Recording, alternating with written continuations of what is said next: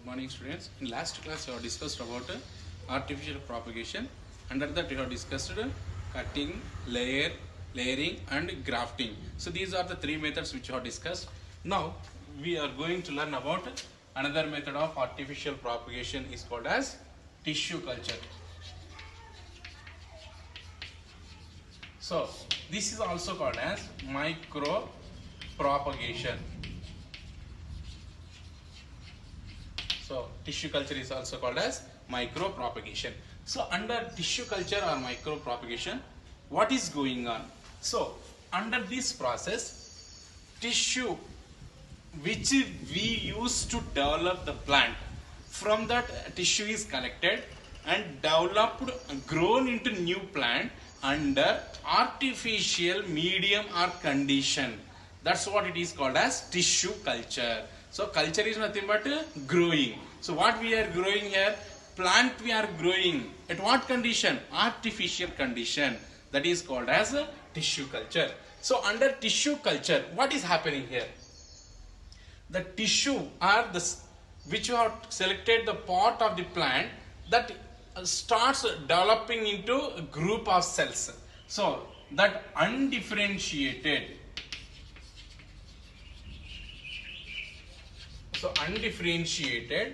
mass of the cells is called callus. So callus is developed from the tissue. That is a group of cells that are formed which are under undifferentiated, means not divided to different tissues. So that is called as callus. So this callus which is formed during tissue culture is cultivated or cultured under artificial condition, the medium which consisting of phytohormones. So what are present here? Phytohormones are present in the medium. So these phytohormones are plant hormones that allows or stimulates that growth of the plant. So out of these, like auxins, gibberellins, cytokinins, these are the sum of the phytohormone or plant hormone that allows in growth of the plant. So out of these plant hormones, auxins are first, they allows in development of the roots. Auxins helps in the development of the roots from the callus, and whereas cytokinins, so cytokinins allows in development of the shoot part from this callus. So what is happening here? The callus which is developed from this tissue under artificial condition, it starts developing into undifferentiated mass of the cells is called as callus. So this callus is transferred into a medium or artificial condition which is consisting of phytohormones. What are the phytohormones are supplied in tissue culture is auxins and cytokinins. So what is the role of auxins in medium? The auxins helps in development of the roots. Whereas cytokinins, the function is they helps in the development of the shoot part. This is what the first roots after development, they takes the nutrients from the medium and allows in the development of the remaining part. That's what first auxins are supplied into the medium. Later on this callus is shifted or transferred into a medium which consisting of cytokinins.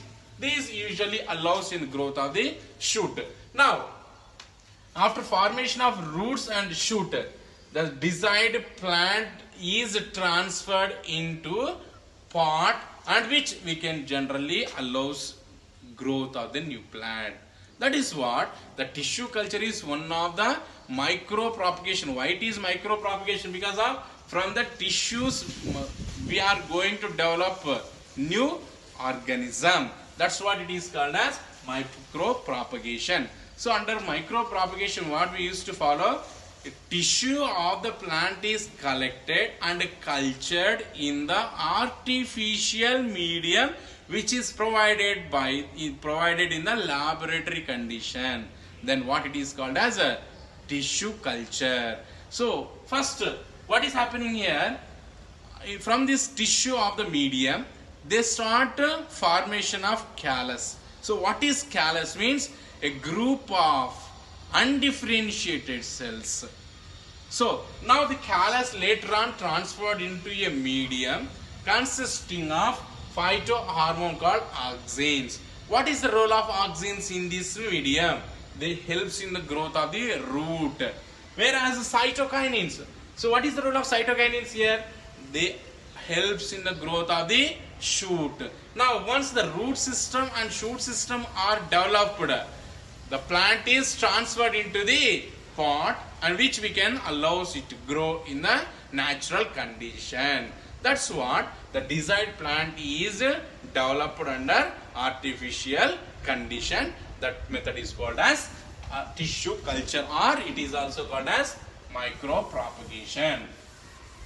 Now let me discuss out what are the advantages and disadvantages of the asexual mode of reproduction. So advantages and disadvantages. So here my asexual mode of reproduction is very important. So why? Because this asexual mode of reproduction, that is advantage, vegetative propagation, it is very essential. Why? Because the seedless plants to continue their generation, they used to follow this what it is, vegetative propagation. So why? Because they are not able to produce the seeds. In such conditions, how can continue their life on the earth? How can maintain their generations on the earth? It is highly impossible in such conditions. So these seedless plants, or which plants can produce very less in number of seeds, they used to follow the development of new plants by using vegetative propagation method. And another importance, so this vegetative propagation is also used to develop desired characteristics of the plant. So any character which we want, so we have seen in grafting method, under grafting method, two different characteristic plants are selected and cut and continued their life to produce the new character. So for the formation of new varieties, so for the development of a variety plant, we need to follow the vegetative propagation. And this is method helps in farmers to rapid growth of the crop. So, and it is very cheap and easier to cultivate. It is cheapest method, and it is also easier to development of the crop, and also it is reduces the time for the growth of the crop. That is what another importance of the vegetative propagation. So if any tissues are under micropropagation, what we have discussed, such kind of tissues which we used to develop, they can produce which are resistant to certain kind of diseases. That is also another possibility, importance of the vegetative propagation. So this is what some of the importance also is there by using of vegetative propagation, and it is also having some disadvantages.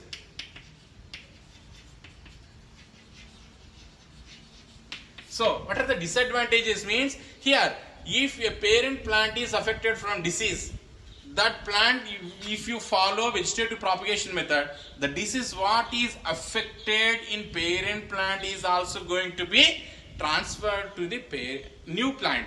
That's what the diseases are chances are transferring from parent to the new plant. And here, if genetics, any changes are going to occur in parent plant, that is used to be occurring in the new generations.